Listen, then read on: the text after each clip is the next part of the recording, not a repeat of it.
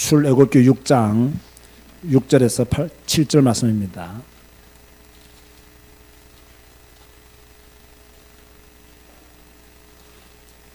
출애굽기 6장 6절에서 7절 말씀.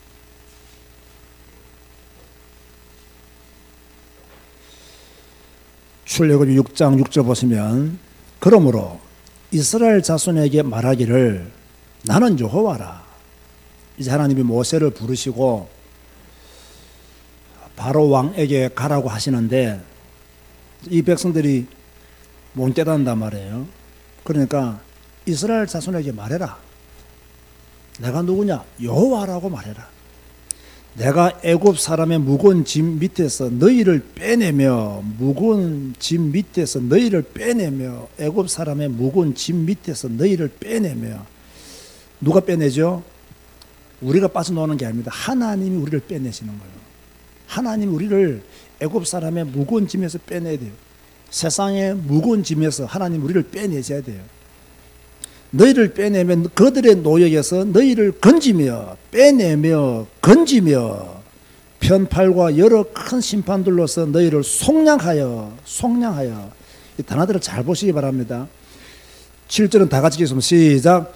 너희를 내 백성으로 삼고 나는 너희의 하나님이 되리니 나는 애굽 사람의 무거운 짐 밑에서 너희를 빼낸 너희의 하나님 여호와인 줄 너희가 알지냐. 아주 중요한 말씀들을 하나님께서 모세를 부르시고 주시는 메시지를 우리가 하나님의 음성을 들었습니다. 자, 우리 교회는 지금 새해를 맞이해서 수요 예배는 좀 창세기가 뭐다, 출애굽기가 뭐다, 다음 주에는 또 레위기가 뭐다, 이렇게 성경을 권별로 개론적인 것들을 지금 살펴보고 있습니다. 제가 몇 년 전에도 이렇게 한번 살펴보면서 지나간 적이 있는데요. 또다시 이렇게 살펴보면서 지나가는 이유가 뭐냐면, 우리가 성경을 읽고 성경을 배울 때에 그 어떤 성경의 전체적인 흐름, 전체적인 맥을 아는 것은 굉장히 중요한 겁니다. 그런데 이것을 우리가 한 번 들었다고 해서 아느냐? 그렇지는 않습니다. 그죠? 듣고 또 듣고 듣고 또 듣고 우리 것이 되도록. 자, 지난 수요일날 배웠던 거 한번 복습합시다. 퀴즈입니다. 창세기는 크게 뭐와 뭐와 둘로 나누어져 있다 그랬죠. 내 사건과 내 족장. 그럼 내 사건은 뭐라 했죠?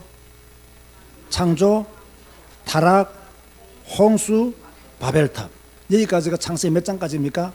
11장까지입니다. 그러니까 창세기 11장까지는 하나님이 태초에 천지를 창조하셨다. 하나님이 따먹지 말라고 하는 선악과 따먹었다. 그 이후로 계속 인간은 타락해서 하나님을 떠나 죄 가운데 빠져 있어서 하나님이 홍수로 심판했다. 그 창세기 6장이잖아요. 그리고 이 인간들이 홍수 이후에도 계속해서 자기를 높이려고 하다가 바벨탑을 쌓았고 그것 때문에 망했다. 그게 11장까지 내 사건입니다. 이거는 어느 교회를 가나 이걸 배워주는 내용들이에요. 이걸 성도들이 알아야 돼요. 그런가 하면 그 뒤에 이제 창세기 12장부터 누가 나오죠? 아브라함 딱 나오잖아요. 그 아브라함은 이제 믿음의 사람으로 부름받은 그런 한 개인이 되는데, 이 개인이 나중에 이스라엘이라고 하는 민족을 이루게 되죠. 아브라함, 이삭, 야곱을 거치면서. 그래서 창세기는 앞에 내 사건과 더불어서 12장부터는 내 인물, 그죠? 내 족장, 그게 바로 아브라함, 이삭, 야곱, 요셉 이야기가 창세기 50장까지 이렇게 기록이 되어 있죠. 그러면 출애굽기는 뭡니까? 출애굽기는 우리가 잘 이해하기 위해서는 이스라엘 자손들 지금 어디에 가서 노예 생활을 하고 있죠? 애굽에 가서, 이집트에 가서 노예 생활을 하고 있단 말이에요. 그러면 왜 이스라엘 백성들이 이집트로 내려가게 되었죠? 왜 내려가게 되었죠? 흉년이 들어서 먹고 살 길이 없었잖아요. 그런데 애굽에는 양식이 있다는 이야기를 듣고 가봤더니 누가 총리가 되어 있어요? 죽은 줄 알았던 요셉이 총리가 되어 있는 거예요. 그래서 요셉이 아버지와 형들을 애굽으로 초청하죠. 퀴즈. 이때 야곱의 가족들이 몇 명이 애굽으로 내려갑니까? 70명이 내려갑니다. 70명이. 그죠? 70명이 내려가서 어느 땅에 살았죠? 고센 땅에 살죠. 고센 땅이에요. 그래서 지금 이 출애굽기까지 오기까지는 지금 약 몇백 년이 지나간 거예요. 한 430년, 400년에서 430년 정도가 흘러간 거예요. 근데 70년에서 430년 또는 400년이 지났는데 남자만 몇 명이 되었어요? 60만 명, 60만 명. 여자 빼고, 아들들 빼고 엄청나게 번성하는 그런 축복을 받게 되었어요. 그래서 출애굽기 1장 7절에 보면요, 이스라엘 자손은 생육하고 불어나 번성하고 매우 강하며 온 땅에 가득하게 되었더라. 그러니까 이스라엘 백성들은 굉장히 많은 숫자적으로 애굽 땅에서 이렇게 늘어나게 된 거죠. 자, 이것은 누구의 축복이냐면 하나님의 축복이에요. 잘 들어보세요. 야곱이 애굽으로 내려가려고 할 때 두려웠겠어요? 안 두려웠겠어요? 두렵죠. 그죠? 두렵다니까요. 그래서 야곱이 내려갈까 말까 망설일 때 하나님이 야곱에게 주신 말씀이 창세기 46장 3절 말씀이에요. 한번 펴보세요. 자, 지금부터 또 성경을 또 부지런히 찾아야 됩니다. 그죠? 우리 교회는 예배시간에 멍 때리고 앉았다가 멍 때리고 가는 교회가 아닙니다. 부지런히 손으로 성경책을 찾고 입으로 성경책을 말하고 눈으로 보아야 됩니다. 46장 3절에 보면, 창세기 46장 3절에 보면 하나님이 야곱을 애굽으로 내려 보내시면서 하신 말씀이에요. 읽어볼까요? 시작. 하나님이 이르시되 나는 하나님이라 내 아버지 하나님이니 애굽으로 내려가기를 두려워하지 말라. 내가 거기에서 너로 큰 민족을 이루게 하리라. 이미 하나님은 야곱을 내려보낼 때 어떻게 하리라? 큰 민족을 이루게 하리라. 딱 약속을 주어서 내려보냈어요. 이 말씀이 지금 성취되었습니까? 성취 안 됐습니까? 성취되었죠. 여러분 잘 들으세요. 하나님의 말씀은 반드시 성취된다. 믿으시면 아멘 하시기 바랍니다. 하나님의 말씀은 반드시 성취되는 거예요. 큰 민족이 되게 하리라. 큰 민족을 이루게 하리라. 하나님이 야곱에게 이렇게 약속해 주었는데 야곱이 400년, 430년 지난 후에 그의 후예들이 60만, 장정만 60만 명. 그래서 최소한 숫자를 다 합쳐보면 한 200만 명 정도가 이렇게 움직여서 나왔다. 그렇게 학자들은 보고 있는 거죠. 그런데 보세요. 야곱에게 이 말씀을 하시기 이전에 또 누구에게 너희가 이방에서 객이 되리라 라고 말씀하셨죠? 아브라함에게 말씀하셨죠. 아브라함에게. 자, 창세기 15장 13절 14절 보시기 바랍니다. 창세기 15장 13절 14절.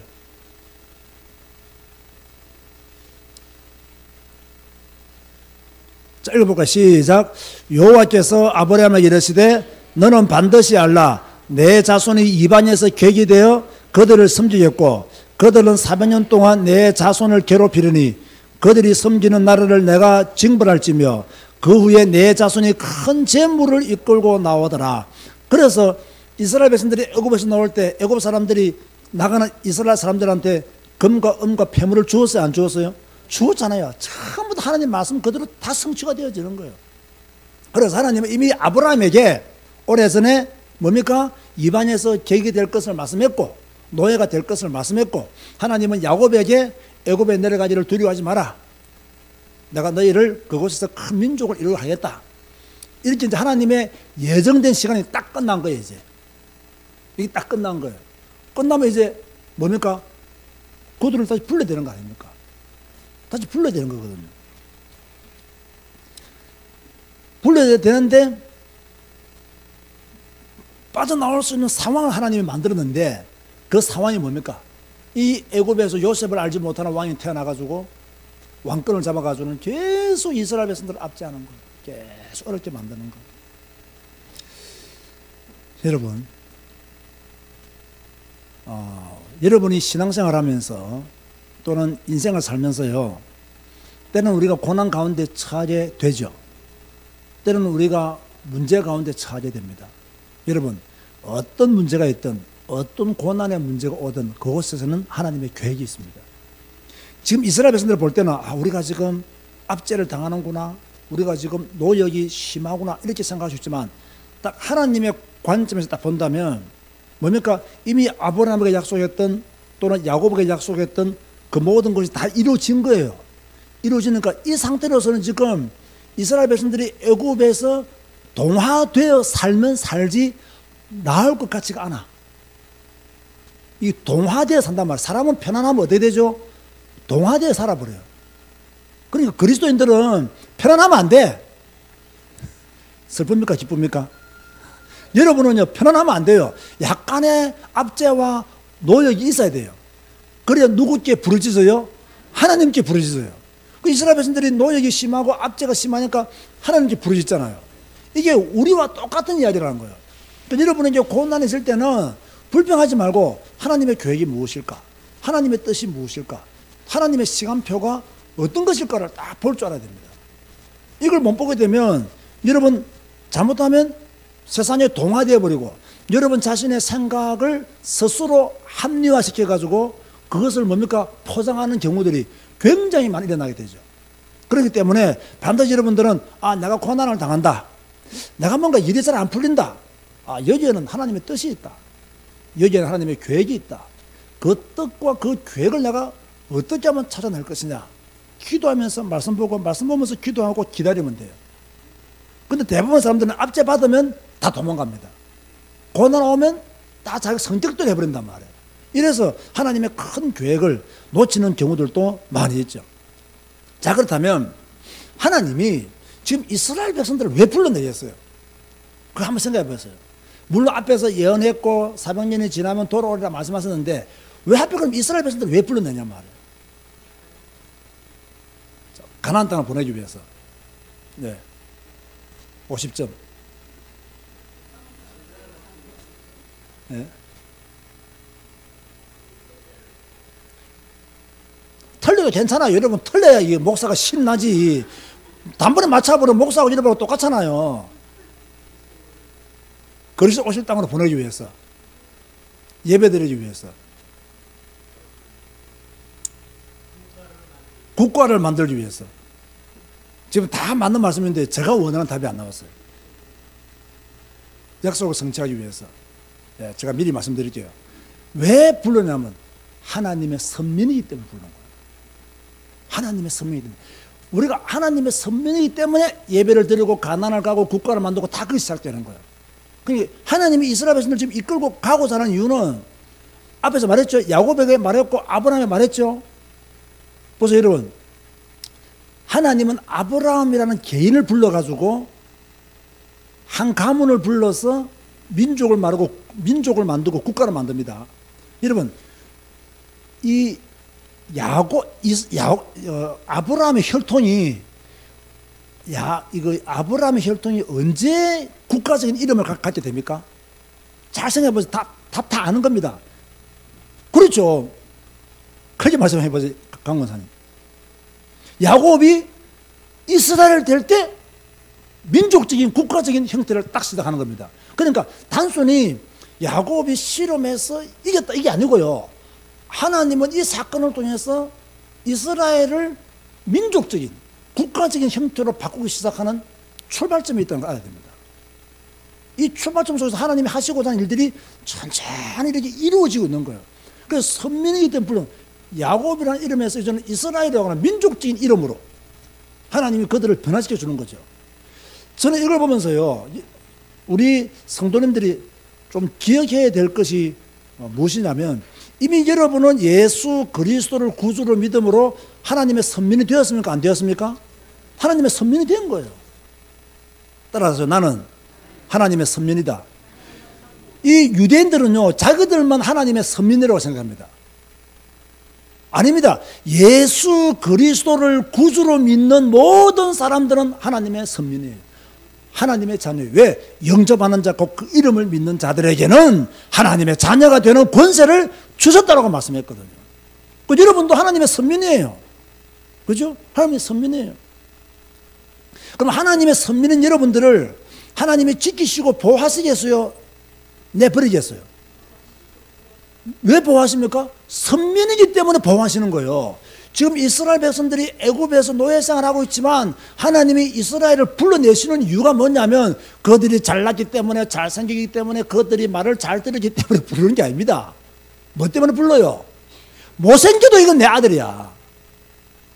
이게 못생겨도 시원찮아도 내 아들이야. 우리 교회는 째보 없죠. 옛날에 째보라도 이건 뭐예요? 내 자식이야. 그러니까 어떻게 하죠? 부르는 거예요. 그 여러분이 못나고 여러분이 부족해도 괜찮아요. 왜 괜찮아요? 하나님의 선민이니까.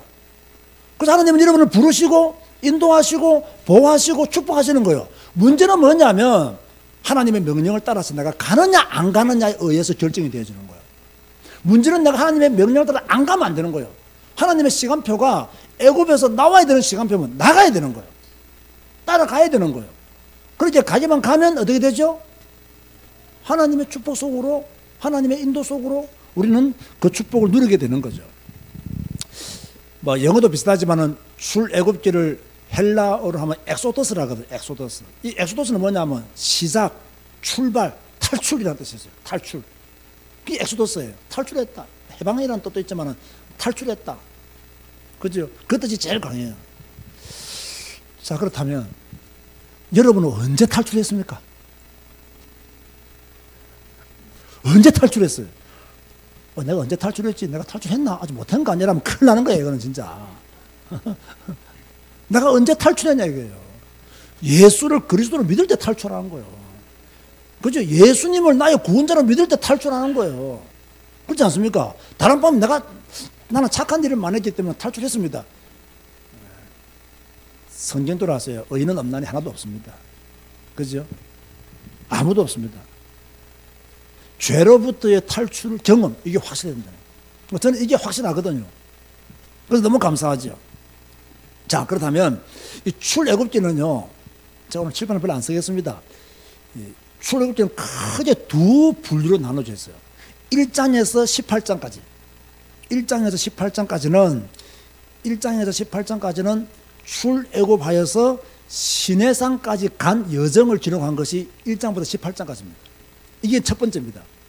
출애굽기는 1장부터 18장까지 애굽에서 나와서 시내산까지 간 그 여정의 길을 기록해 둔 것이 1장부터 18장까지다. 자, 그러면 하나님은 이스라엘 백성들을 이끌기 위해서 누구를 먼저 불러야 돼요? 지도자를 먼저 불러야 되는 거예요. 지도자가 없는데 어떻게 이스라엘 백성들을 이끌고 나오겠어요? 그래서 지도자로 부른 사람이 누구죠? 모세잖아요. 여러분 잘 아시다시피 모세. 그죠? 출애굽기 3장 7절에 10절 한번 봅시다. 우리가 조금 성경을 보면서요.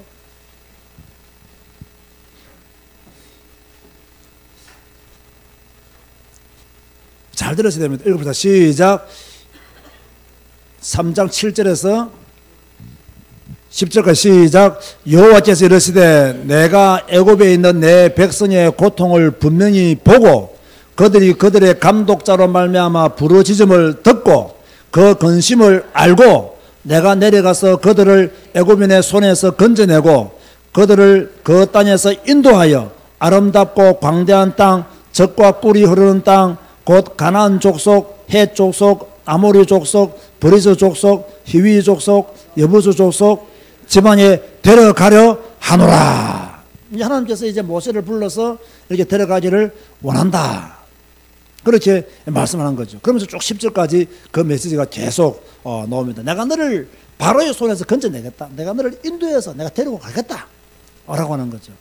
이때 모세가 가려고 했어요? 안 가려고 했어요? 왜 안 가려고 했을까요? 누가 두려웠어? 바로가 누군데 내가 그 앞에 가겠습니까? 저는 바로가 누군데. 그죠? 그래 하나님 뭐랍니까? 반드시 내가 너와 함께 하겠다. 가라 이거예요. 따라서 하세요. 하나님이 함께 하시면 끝이다. 미련 없이 끝입니다. 하나님이 나와 함께 하시면, 전능자께서 나와 함께 하시면 끝이에요. 바로가 뭔 대수라고. 뭐 바로가 무슨 힘이 있다고. 그 인간적인 연약한 눈으로 보면 바로가 굉장히 권력자죠. 그러나 여러분 하나님의 관점에 보면요, 하나님이 훅 하면 바로는 끝나버리는 거예요. 그러니까 인간의 관점과 하나님의 관점은 다른 거예요. 왜 우리가 기도합니까? 하나님은 전능하신 분이기 때문에. 그죠? 그래서 어떻게 보면요, 진짜 우리 성도들이 믿음이 있다면요, 전능하신 하나님을 완전히 붙잡아야 됩니다. 그 지금 여러분의 문제 가지고 이런 문제 저런 문제 이런 사건 저런 환경 이거 가지고 뭡니까? 힘들 때도 있고 어려울 때도 있지만은요, 그걸 딱 내려놓고 뭐 해야 되느냐? 전능하신 하나님. 어제 저녁에 우리 월요일날 저녁에 워룸 영화 봤잖아요. 그죠? 저는요, 그 워룸 영화 보면서 제일 멋있었던 장면이 그거예요. 이 엘리자베스가 이렇게 그 한 사람을 만나게 되고 그 한 사람을 통해서 믿음을 회복하게 되고 믿음을 회복하고 난 뒤에 자기도 기도해야 되겠다. 내 문제와 사건을 두고 기도해야 되겠다. 이렇게 엘리자베스가 생각했단 말이에요. 그래서 이제 탁 결단하고 기도방을 만들고 워룸을 만들었단 말이에요. 기도실을 만들었단 말이에요. 만들었을 때 딱 뭐가 왔죠? 핸드폰 왔잖아요. 핸드폰 문자 왔잖아요. 무슨 문자가 왔죠? 지금 네 남편이 다른 여자하고 지금 앉아서 레스토랑에서 밥 먹고 있다. 그 여자는 네가 아는 여자다. 이런 등등의 문자가 왔잖아요. 요때 속으면 안 된다는 거예요. 이때 이제 전능하신 하나님을 안 믿는 사람은 따라랑 따라랑 전화 걸죠. 남편이 받으면 뭐 하겠어요? 경상도 말로 네 어디 있노? 하면서 막 지금 누가 있는데 다 안다? 하면서 막 얼마나 좁아야 되겠어요. 그렇죠? 이래 돼버리면 자 기도가 되겠어요? 안 되겠어요? 안 되는 거죠. 그런데 이 엘리자베스 보세요. 그렇게 문자가 날라왔음에도 불구하고 뭡니까? 그걸 딱 내려놓고 누구한테 엎드려요? 전능하신 하나님 앞에 엎드리잖아요. 전능하신 주님 앞에 기도하잖아요. 내 남편을 지켜달라고 기도하잖아요. 내가 남편을 사랑할 수 있도록 은혜 달라고 기도하잖아요. 이게 기도입니다. 이게 기도입니다. 문제 속에 휘말려 가지고는 기도가 안 됩니다. 그죠? 사건 속에 휘말려 가지고는 기도가 안 돼요. 그런 기도는 신음소리지 참 기도는 아닙니다. 진짜 기도는요, 문제 앞에 두고 주님 바라보는 거예요. 엄청난 사건 앞에 두고 주님 바라보는 거예요. 지금 자기 남편이 바람 피운다는 문자를 받았음에도 불구하고 그걸 딱 덮어놓고 하나님 은혜 달라고 내 남편을 지켜달라고 기도하잖아요. 그게 참 기도자의 모습이 아니겠는가. 그죠? 우리는 바로 그런 기도를 드릴 수 있어야 된다. 하나님은 모세에게 내가 너와 함께 할 테니까 가라. 자, 하나님이 여러분과 함께 할까요? 안 할까요? 말은 다 함께 한다. 문제 생겨봐. 지 마음대로 간다니까, 지 마음대로. 자기 마음대로 간다니까. 말은 다 함께 한다 그래. 문제 생겨봐요. 하나님 내 따라오세요 하고 자기 문제 가버리잖아. 그죠? 예, 우리가 올바른 그런 믿음의 시간을 가져야 됩니다. 자, 그러면서 이제 1장에서 18장까지 쭉 이제 애굽에서 나와서 쭉 가는 가운데 하나님이 이스라엘 백성들을 애굽에서 건져내기 위해서 하나님이 택했던 하나의 방법이 있었죠. 그 방법이 뭐예요? 재앙을 주는 겁니다. 재앙. 10가지 재앙이잖아요. 10가지 재앙을 다 외울 수 있는 분 있나요? 안 외워도 돼요. 그거 뭐 나도 다 못 외우는 거 뭐 순서가 막 엉망진창일 건데 뭐 다 못 외워도 돼요. 자, 첫 번째 재앙이 뭡니까? 그러면 나일강은 피로 변한다. 뭐 개구리 재앙 다 나옵니다. 그런데 10번째 재앙이 뭐였죠? 장자의 죽음이었습니다. 그죠? 그 장자의 죽음이 핵심입니까? 또 진짜 핵심인 뭔가가 있을까요? 무슨 피? 무슨 피? 개피? 소피? 무슨 피? 어린 양의 피를 문설주에 발라라는 거예요. 어린 양의 피. 저는 이런 생각을 옛날에요. 신학 공부할 때 이런 생각 해봤습니다. 아니, 하나님이 한 가지 재앙으로 끝내지, 뭘 10가지씩이나, 9가지씩이나 이렇게 질거면서 보낸다다가, 안 보낸다고, 보낸다다가, 안 보낸다고, 도대체 이스라엘 백성들을 왜 이렇게 고생을 시키냐 말이에요. 아니, 하나님이 한 번만 딱 손대버리면 끝나버리잖아요. 그런데 왜 이렇게 10번째까지 이렇게 자꾸 가라고 하느냐 말이에요. 재앙을 왜 이렇게 줬냐 말이에요. 이유가 뭘까요? 이유가 뭘까요? 왜 이렇게 어린 양의 피를 문설주에 바르게까지 첫 번째 재앙도, 두 번째 재앙도, 세 번째 재앙도, 네 번째 재앙도, 9번째 재앙까지 왜 이렇게 하나님이 반복해서 한 번에 끝낼 수 있는 하나님이 왜 9번째까지 끌고 갔냐 이 말이에요. 피도 안 되고 개구리도 안 되고 이도 안 되고 전염병도 안 되고 악성 종기도 안 되고 우박도 안 되고 메뚜기도 안 되고 흑암 재앙까지도 안 됐는데 어린 양의 피 바른 날은 끝났다 그 말이에요. 이게 무슨 말이겠어요? 너희들 절대로 잊지 마라. 피도 안 된다. 나일강이 피로 변도 안 된다. 절대로 잊지 마라. 개구리가 아무리 올라오고 죽고 해도 안 된다. 절대 잊지 마라. 이 재앙, 돌림법, 악성 존재 절대 안 된다. 우박, 메뚜기 절대 안 된다. 흑암 재앙도 안 된다. 되는 게 하나 있다. 그 뭐라고요? 어린 양의 피를 발라라고. 어린 양의 피를 발라라는 거예요. 9개까지는 안 된다. 노력해도 안 된다. 세상적인 방법으로 안 된다. 피사상, 피언약, 피를 가진시키기 위해서, 어린 양의 피를 가진시키기 위해서 하나님은 반복해서 이스라엘 백성들을 훈련시키시는 방법으로 9가지 재앙까지 허락해 준 거지. 그래서 절대로 어린 양의 피를 잊지 말라고. 이해가 되십니까? 이해가 되십니까? 이걸 언약으로 딱 붙잡아야 됩니다.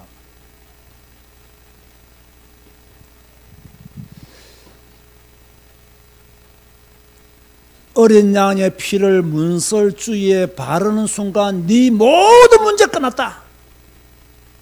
이게요, 이 구약으로부터 신약 저 밑에까지요 계속 흐르고 있는 하나님의 뭡니까? 구원의 비밀입니다. 이제 이 구원의 비밀 놓치면 안 돼요. 자, 제가 지난 수요일에 말씀드렸죠. 예수님은 신약 시대에 오셨습니까? 이미 창세 전에 하나님과 함께 계셨습니까? 창세 전에 하나님과 함께 계셨습니다. 그러므로 구약에서 우리가 예수 그리스도를 만날 수 있습니까? 못 만납니까? 만날 수 있는 겁니다. 오늘 선절 잘 들으면 또 이해가 되어지겠죠. 자, 그리고 큰 두 번째로요, 19장에서 40장까지 이제 시내산 기슭에서 1년을 머물면서 율법을 받고 성막을 짓는 내용이 40장까지 나옵니다. 시내산에서 몇 년 동안 있었다고요? 1년. 그래서 하나님께서 이스라엘 백성들 율법을 줍니다. 율법을 주고 또 성막을 만들 것을 하나님이 40장까지 계속 말씀하시거든요. 그래서 특별히 이제 19장에서 24장까지, 19장에서 24장까지는 언약 체결과 율법 수요입니다. 자, 제가 오늘 이걸 좀 강조 하고 싶거든요.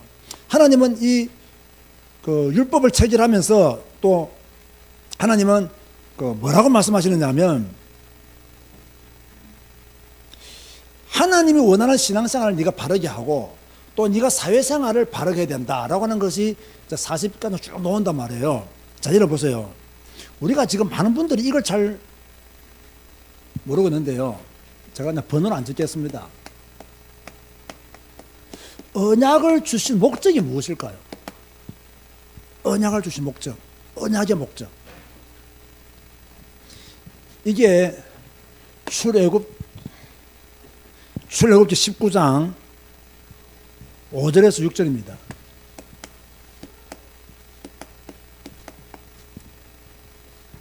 읽어볼까요? 출애굽기 19장 5절 6절. 이게 언약의 목적이 여기 있습니다. 우리는 언약 하면서도 언약의 목적을 잘 몰라요. 자, 한번 읽어볼까요? 시작. 세대가 다 내게 속하였나니 너희가 내 말을 잘 듣고 내 언약을 지키면 너희는 모든 민족 중에서 내 소유가 되겠고 너희가 내게 대하여 제사장 나라가 되며 거룩한 백성이 되리라. 너는 이 말을 이스라엘 자손에게 전할지니라. 한마디로 말하면요, 언약의 목적이 뭐냐면 우리가 누구의 소유가 된다고요? 하나님의 소유가 되는 거예요. 이게 언약의 목적이에요. 그죠? 그리고 뭡니까? 뭐가 되며? 제사장 나라가 되며. 이게 언약의 목적이에요. 제사장 나라가 되며. 너희는 뭐가 되라? 거룩한 백성이 되어라.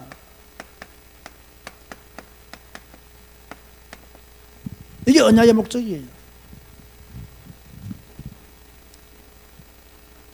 하나님이 여러분을 하나님의 자녀로 삼으신 이유는 뭐냐면 하나님은 여러분을 소유하시겠다는 것입니다. 하나님은 여러분을 제사장의 나라로 세우시겠다는 겁니다. 하나님은 여러분들을 거룩한 백성으로 만드시겠다는 것입니다.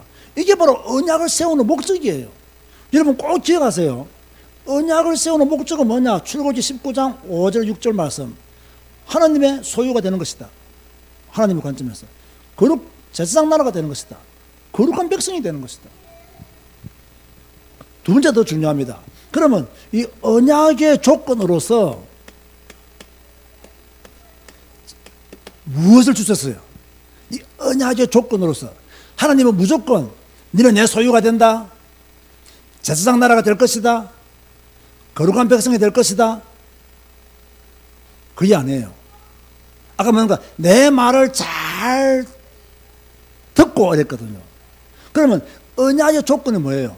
그게 바로 십계명이에요.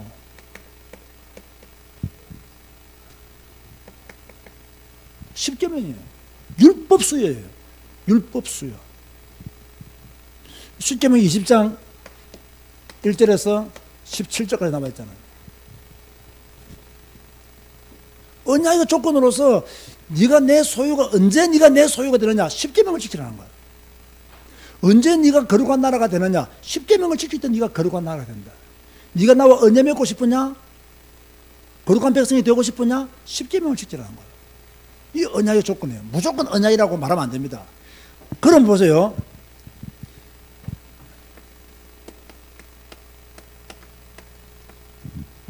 언약 체결은 무엇을 했죠? 다 아십니다. 무엇으로 언약 체결했어요? 피죠, 피. 언약 체결은 피로 한 거예요. 출애굽기 24장 한번 보시기 바랍니다. 출애굽기 24장 5절에서 8절.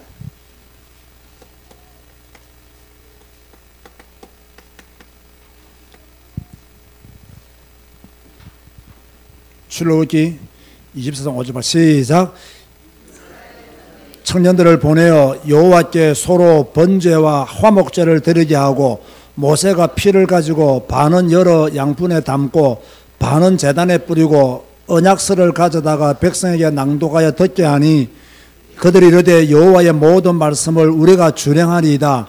모세가 그 피를 가지고 백성에게 뿌리며 이르되 이는 여호와께서 이 모든 말씀에 대하여 너희와 세우신 언약의 피니라. 피가 언약 체결하는 방법이었어요. 여러분 이거 꼭 기억해 두세요. 꼭 기억해 두세요. 너무나 중요한 말씀입니다. 언약을 맺는 목적은 뭐냐? 우리를 주님의 소유로 제사장의 나라로 거룩한 백성으로 만들기 위해서 하나님 우리와 언약을 세우는 거예요. 그럼 이 주님의 소유가 되가 제사장의 나라가 되고 거룩한 백성이 되는 조건이 뭐냐? 십계명을 지키라는 거예요. 십계명을 지키라. 그러면 이렇게 언약을 어떻게 체결했느냐? 요즘은 뭐 계약서에 계약서 쓰고 도장찍어야 되잖아요. 사인해야 되잖아요. 뭘 했냐? 피로 한 거예요. 뭐가 탁 오는 게 없습니까? 하나님은 여러분들을 구원하시기를 원하잖아요. 하나님은 여러분들을 하나님의 백성으로 삼으시기를 원하잖아요. 그죠? 예수 그리스도를 보내주셨잖아요. 주님이 우리를 대신해 십자가에 못 박혀 돌아가셨어요? 안 돌아가셨어요? 돌아가셨잖아요. 그죠? 근데 제가 진짜 여기서 은혜 받은 건요, 요 뒤에 언약 체결 뒤에요, 요 출애굽기 후반부에 나오는 성막입니다. 성막. 성막. 장막이라고 하기도 하고. 그러니까 이게 이제 25장에서 25장에서 40장까지가 이 성막에 대한 이야기죠.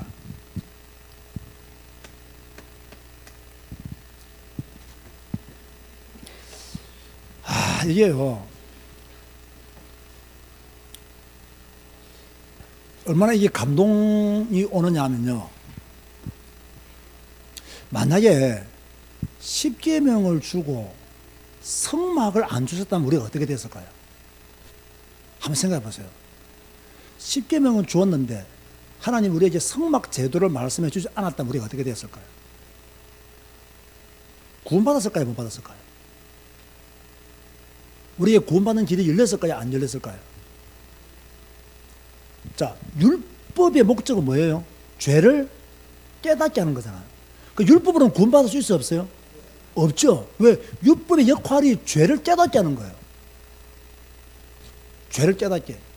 그러면 죄를 깨닫는다고 해서 다 구원받습니까? 우리가 종교는 아니잖아요. 우리가 깨달으면 종교는 아니거든. 우리는 불교가 아니거든요. 목탕이나 치고 산에서 뭐 깨닫기를 원하는 그런 종교는 아니거든요. 만약에 십계명을 주시고 성막을 주시지 않았다면 구약시대의 모든 사람들은 구원받기 어려운 거예요. 그런데 너무나 감사해도 하나님은 성막에, 여러분, 성막에서 이루어지는 핵심적인 일이 뭘까요? 제사입니다, 제사. 제사입니다, 제사. 그러면 제사의 핵심은 또 뭐죠? 피잖아, 피. 화목제, 속죄제, 번제, 이 전부 다 이 피잖아, 피. 그러니까 하나님은 이걸 아시는 거예요. 십계명만 줘가지고는, 율법만 줘가지고는 이들 구원받지 못한다. 받지 못한다. 그럼 이들을 구원받기 위해서는 뭡니까? 성막 제도를 주어서 여기서 뭡니까? 언약 체계는 이 피, 유월절 어린 양의 피, 그 피 제사를 통해서 이스라엘 백성들을 구원하시기를 원하셨다는 거예요. 구원하시기를 원하셨다. 이게요, 하나님의 방법이에요. 제가 지난주 수요일 날 뭐라 했죠? 인간이 하나님에게 태클을 걸면 된다, 안 된다? 안 된다는 거예요. 절대로 인간은 하나님에게 태클을 걸면 안 돼요. 꼭 하나님이 그렇게 꼭 피를 뿌려서야만 되었습니까? 아, 여러분, 하나님이 피를 뿌리라고 해서 피 뿌리는 것이 인간 해야 될 일이에요. 그죠? 아, 아무 피는 되지, 뭐. 왜 강아지 피는 안 됩니까? 하나님이 안 된다 이러면 강아지 피는 안 되는 거예요. 그죠? 그럼 우리는 언제나 무엇을 해야 되냐면, 하나님이 율법만 수여했으면 우리에게 구원받을 길이 열리지 않았을 것인데, 성막 제도를 통해서 하나님은 우리에게 피제사를 드림으로 구원받는 길을 구약시대의 모든 사람들 다 열어준 거예요. 그래서 구약시대의 모든 사람들은 뭡니까?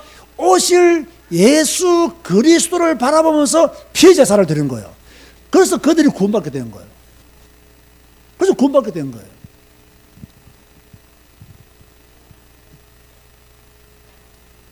그래서 저는 이렇게 생각합니다. 성막은 인간의 모든 문제에 대한 해답이다. 그렇게 봐야 됩니다. 인간의 모든 문제에 대한 해답은 뭐냐? 성막이기 때문에.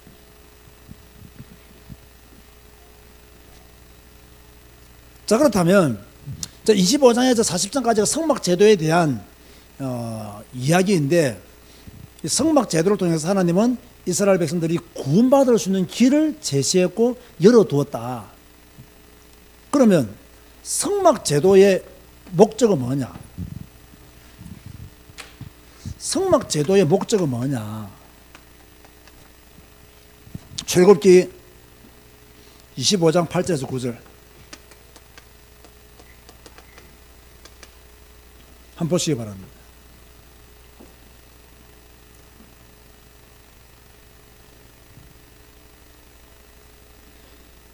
출애굽기 25장 8절에서 9절 읽어볼까요? 시작. 내가 그들 중에 거할 성소를 그들이 나를 위하여 짓되 물은 내가 내게 보이는 모양대로 장막을 짓고 기구들도 그 모양을 따라 지을 것이니라. 그들 중에 거할 성소, 거할 성소. 이게 목적이에요. 하나님이 우리 인간들과 함께 거할 성소를 하나님이 만들라고 말씀하셨어요. 그래서 나중에 보면 이 성막을 완전히 건축합니다. 그래서 출애굽기는 끝난다고 봐야 돼요. 이 성막에 들어간 모든 기구, 뭐 진설병, 뭐 물두멍 있죠. 그 쭉 출애굽기 끝장 보면 다 주주주 놓는 거. 이렇게 만들어라, 이렇게 만들어라, 어떻게 만들어라, 어떻게 만들어라, 이렇게 귤을 어떻게 하고 이렇게 만들어라고 그렇게 이야기를 하나님이 계속하고 계신 거죠. 자, 하나님이 이스라엘 백성들을 출애굽시킨 목적이 뭐냐면, 나는 너희들 하나님이 되고 너희는 나의 백성이 되는 것. 그게 하나님이 출애굽시킨 목적이고요. 그 목적을 잘 이루기 위해서 하나님은 뭡니까? 이스라엘 백성들을 끝까지 데려가시기 위해서 뭡니까? 언약을 체결하시고 또 율법을 수여하시고, 율법만 주고 말았더라면 구원 얻을 길이 없을 것인데 성막 제도를 통해서 인간들이 하나님께 나올 수 있는 방법들을, 길을 열어놓아 준 거예요. 여기까지가 이제 출애굽기에 대한 전체적인 흐름이에요. 그 세세한 것은 이 시간 다 말할 수가 없고요. 자, 그렇다면 큰 세 번째, 구속사적 관점에서 본 출애굽기. 구속사적. 이 구속사적 관점에서 이 출애굽기를 보면요. 자, 모세, 첫째 모세. 신명기 18장 15절을 볼까요? 신명기 18장 15절. 신명기 18장 15절.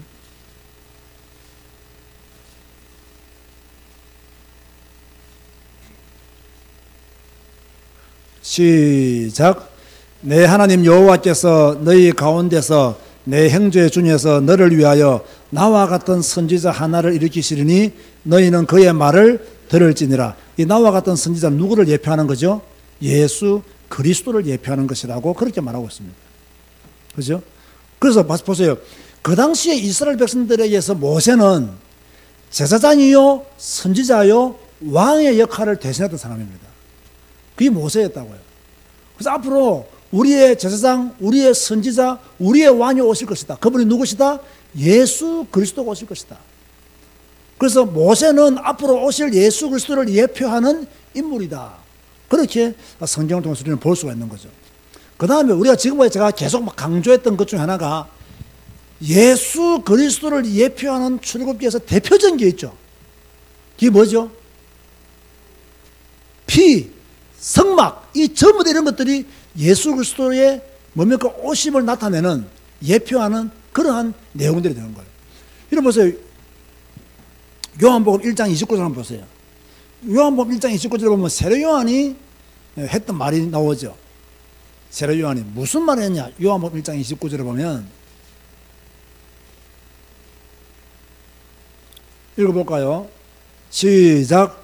이튿날 요한이 예수께서 자기에게 나오심을 보고 이르되 보라 세상 죄를 지고 가는 하나님의 어린 양이로다. 자 36절 보세요. 다시 1장 36절 뭐라고 기록되어 있습니까? 예수께서 거니심을 보고 말하되 보라 하나님의 어린 양이로다. 이 어린 양이 바로 유월절 어린 양, 그 예표된 그 어린 양이 바로 이 예수 그리스도다 그 말이에요. 얼마나 놀라운 힘입니까 이게요. 고린도전서 5장 7절 보세요. 고린도전서 5장 7절.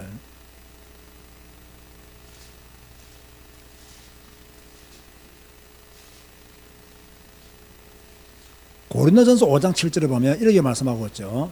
너희는 누룩 없는 자인데 새 덩어리가 되기 위하여 묵은 누룩을 내버리라. 우리의 유월절 양 누구죠? 곧 그리스도께서 희생되셨느니라. 유월절 양 예수 그리스도. 그러니까 유월절은 예수 그리스도를 예표하고 어린 양도 예수 그리스도를 예표하고 성막도 마찬가지로 우리의 모든 죄 사함을 얻게 하는 중요한 예표 중 하나다. 그 나머지도 뭐 예수님은 대제사장으로서 우리에게 예표자가 되시고 또 뭐 만나와 물을 통해서 우리에게 생수를 주신 예수 그리스도, 구약을 통해서요 예수 그리스도에 대한 예언들을 얼마든지 찾아낼 수 있습니다. 그 구약을 모르면요 신약의 뭡니까 큰 의미를 모른다니까요. 그 신약의 그 주님의 역사를 제대로 알기 위해서는 구약을 열심히 공부해야 돼요. 왜? 구약과 신약은 하나 통하게 되어 있거든요. 그 구약 모르고 신약만 열심히 안다. 이 뭔가 불완전한 복음이에요.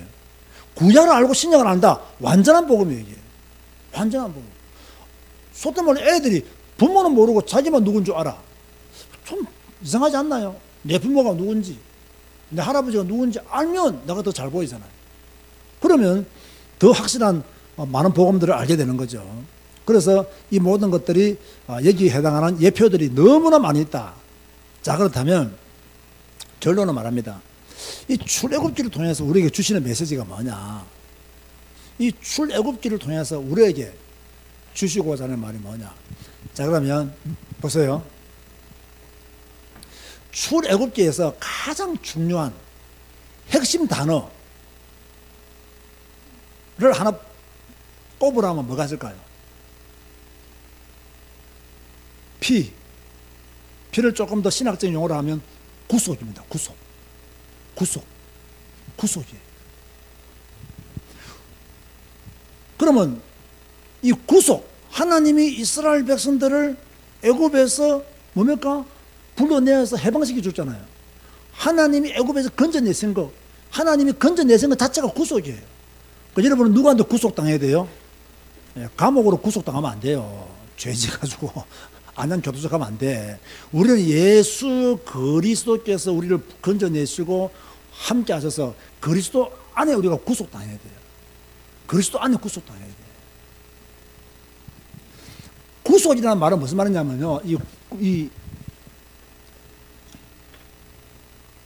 구속이라는 말 자체는 무슨 말이냐면 종으로 팔린 자를 값을 주고 해방시켜 주는 것이 구속입니다. 이 정확한 뜻은 그런 거예요. 종으로 있는 자를 값을 주고 사가지고 해방시켜 주는 것.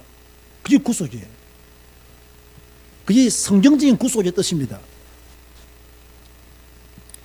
이스라엘 백성들 애굽에서 노예생활을 하실 때 어린 양의 피를 뿌림으로 하나님이 이스라엘 백성들을 구속해 주셨잖아요.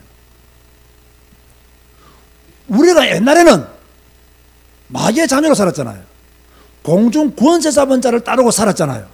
본질상 진노의 자녀였다고 에베소 2장에서 말씀하고 있잖아요. 그리스도께서 피로 값주고 우리를 뭐 했다고? 구속하셨다는 거예요. 그게 바로 구속입니다. 마귀의 자녀였던 우리, 창세기 3장의 죄에서 벗어날 수 없었던 우리, 본질상 진노의 자녀였던 우리, 세상 풍속을 따랐던 우리, 미신과 우선에 빠져서 살던 우리를 그리스도께서 피로 값주고 사신 것, 이게 바로 구속입니다. 그 여러분들은 지금 누구의 구속함을 받았어요? 그리스도의 구속함을 받은 자들이다. 그죠? 그리스도의 피로 구속을 받았다. 이 출애굽기에서 가장 중요한 단어가 구속입니다. 피. 그리고 두 번째로 출애굽기가 우리가 주는 메시지가 뭐냐면요, 그리스도와 우리의 관계는 언약적 관계라는 거예요. 언약적 관계. 아까 말했죠. 언약의 목적, 언약의 조건, 언약 체결 말했죠. 주님과 나는 언약적 관계예요. 자, 여러분의 소유권은 누가 가지고 있어요? 나의 주님이에요. 주님이라고 고백하시기 바랍니다. 여러분의 소유권은 누가 가지고 있다고요? 주님이 가지고 있어요. 내가 가지고 있는 게 아니에요. 우리는 내 소유권을 내가 가지고 있다고 생각하잖아요. 아니에요. 내 소유권은 주님이 가지고 있어요. 내가 살고 죽는 거 누구의 손에 의해서 결정나요? 주님의 손에 결정나요. 그래서 인간은 절대로요 까불면 안 돼요. 인간은 절대로 잘난 척하면 안 돼요. 까불지도 말고 잘난 척하지도 말고 나의 뭡니까? 주인은 주님이십니다. 나는 주님의 종입니다. 나의 소유자는 주님이십니다. 나의 소유권자는 주님이십니다. 하고요 자신을 내려놔야 돼요. 그죠? 자, 주님이 거룩합니까? 안 거룩합니까? 거룩하잖아요. 그러니까 내가 주님의 끝에 들러가면 나도 뭐 해야 된다? 거룩해야 돼요. 나도 거룩해야 돼요. 그 다음에 인간은 주님의 은혜로 구속함을 받은 우리, 그 구속함을 통해서 언약적 관계를 이룬 우리들은 어디 안에 있을 때 가장 안전하다? 성막 안에 있을 때 가장 안전하다. 성막 안에 있을 때. 여러분이 그리스도 안에 있을 때 가장 안전하게 믿으시기 바랍니다. 그리스도 안에 있을 때, 복음 안에 있을 때, 성경 안에 있을 때 가장 안전해요. 가장 안전해요.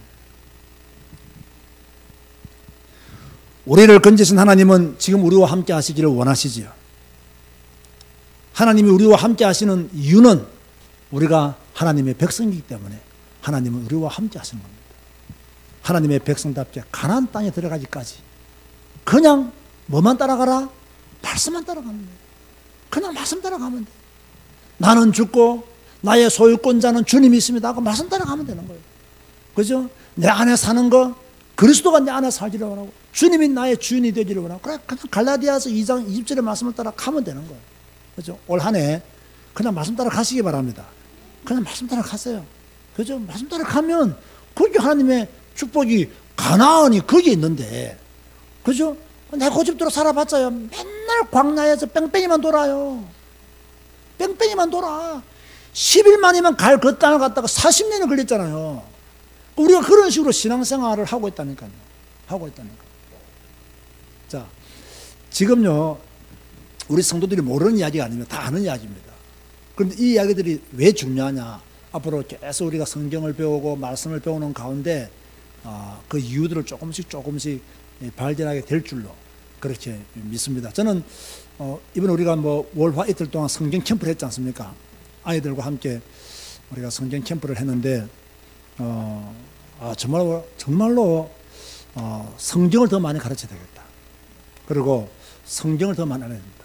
그리고 성경을 제대로 배워야 되고, 성경을 지식적으로 알면 큰일 난다. 성경은 완전한 영적인 메시지이기 때문에 영적인 변화들이 우리에게 일어나야 된다. 그래서 우리 교회가 더욱더 힘써야 될 것은 뭐냐면 뜨거운 기도입니다. 이 성경을 배우는데 가장 위험한 게 뭐냐면요, 이 뜨거운 기도가 없는 게 가장 위험합니다. 한때 오카나 목사님이 살아계실 때 사랑의 교회에서 제자훈련을 많이 해서 수많은 사람들이 성경을 많이 알았습니다. 그런데 오카나 목사님의 제자훈련이 굉장한 성공을 거둔 것은 사실이지만 한 가지 약점이 있었다면 그 어마어마한 제자훈련이 지식적인 훈련으로 끝났다는 겁니다. 지식적인 훈련으로. 그죠? 그래서 머리로는 많이 아는데 가슴이 뜨겁지 못하는 거예요. 머리로는 많이 알았는데 말씀에 순종하지는 못한 거예요. 성경을 다 꿰뚫고 있었는데 말씀에 순종하지 못한 거예요. 또 한쪽 반이 있습니다. 이쪽 반영은 또 성경 공부를 안 해. 쭉 하고 기도만 해. 또 죽으라고 방언만 해. 그게 어느 그룹이었죠? 그게 순복음 그룹이었어요. 그렇다고 해서 뭐 순복음 그룹이 뭐 성경을 안 가르치냐? 성경 잘 가르치는 분들도 많아요. 근데 제가 알기로는요, 성경을 제대로 못 가르치는 순복음 측이 훨씬 더 많아요. 이상하게 가르치는 훨씬 더 많아요. 그럼 여기는 말씀을 잘 가르쳤는데 뭐가 없었다? 뜨거운 기도가 없었고 순종이 없었던 거예요. 여기는 뜨거운 기도와 순종이 있었는데 뭐가 없었다? 말씀이 없었던 거예요. 그래서 여기는 신비주의로 빠져본 거예요. 순복음은. 그런데 또 여기는 뭡니까? 지식주의에 빠져본 거예요. 우리 교회는 이걸 다 알고 가야 되거든요. 우리는 성경을 배우고 뜨겁게 기도해야 됩니다. 뜨겁게 하나님을 만나야 되고 뜨겁게 부르짖어야 됩니다. 올 한 해 이런 축복들을 누리게 되는 여러분 되시기를 주님의 이름으로 축원드립니다. 다 같이 한번 통성 한번 기도합시다. 오늘 언약의 목적 이거 꼭 기억하세요. 내가 주님의 소유가 거룩한 나라가 제사장 나라가 되고 거룩한 백성이 되는 것. 조건 하나님 말씀 지키는 것. 체질은 그리스도의 피로 되어졌습니다. 그죠? 이것을 뭡니까? 하나님은 성막을 통해서 우리에게 다시 기회를 준 겁니다. 하나님, 내가 정말로 하나님의 언약 안에 있게 하여 주시고 이 언약 안에서 내가 살게 하여 주시고 말씀 지키고 살게 하여 주옵시고 성막을 통해서 내가 자유함을 얻고 죄사함 받고 오직 그리스도 예수 안에서 믿음의 삶을 살게 하여 주옵소서. 올 한 해 멋진 믿음의 승리를 거두게 하도록 다 같이 한 번 더 통성으로 기도하시겠습니다. 주님 감사합니다. 오늘